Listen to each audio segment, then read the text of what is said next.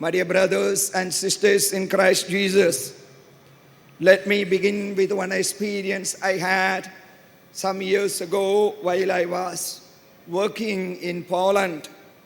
One 40 years old man came to me and said, "Father, I would like to learn English." I said, "At this age, why do you want to learn English?" Then he said, "I would like to learn English and go to America, and I would like to get some dollar. And without a dollar, how can I live, Father?" I said, "Anyway, your desire to learn English, I appreciate, and I shall find some time to teach you English."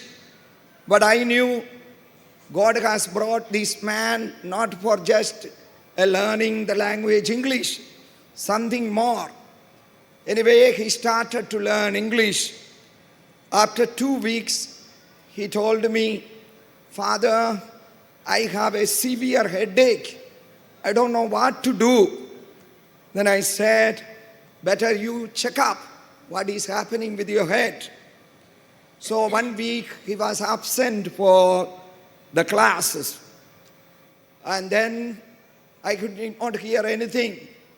After a week, his father-in-law used to come for daily mass. So after the mass, I asked him, "What happened to your son-in-law? Why he did not come anymore for English classes?" "Father, I forgot to tell you, he is suffering from brain cancer." I was feeling so bad. He wanted to learn English and wanted to go to America to collect $1. Now he is suffering from brain cancer. And I asked the father-in-law, which stage of cancer is he having? Then he said, "It is advanced. There is no hope, Father." Anyway, afterwards, I received a letter from that man, from his bed, hospital bed. He wrote the letter, "Father John, I am very sorry to tell you, you helped me to learn English, but much more than that, you helped me to find God, deepen my faith in God. Now, I am just reminding you, when I die, for the funeral, please be present.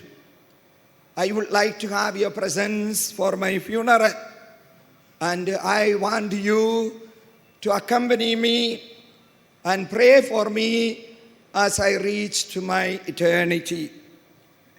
Yes, as he requested, I had gone for his funeral. So I was remembering how this man came to me just to want to learn English. But God was using me to prepare him for eternity. Today's reading from the Apocalypse onwards, we are told our life on earth is not a permanent life. Our life on earth is a temporary life. And our life on earth is a preparation for our eternity. From the moment we are born, we are in a way a funeral procession. From the mother's womb to the tomb, we are journeying. We don't know when, we don't know where, we don't know how. But for Christian, death is not a fearful reality. And that is what Jesus today, confronting the Sadducees who rejected the resurrection, giving an eschatological hope. The eschatological hope is that our human life is not ending here on earth. So every day we need to prepare. And how to prepare?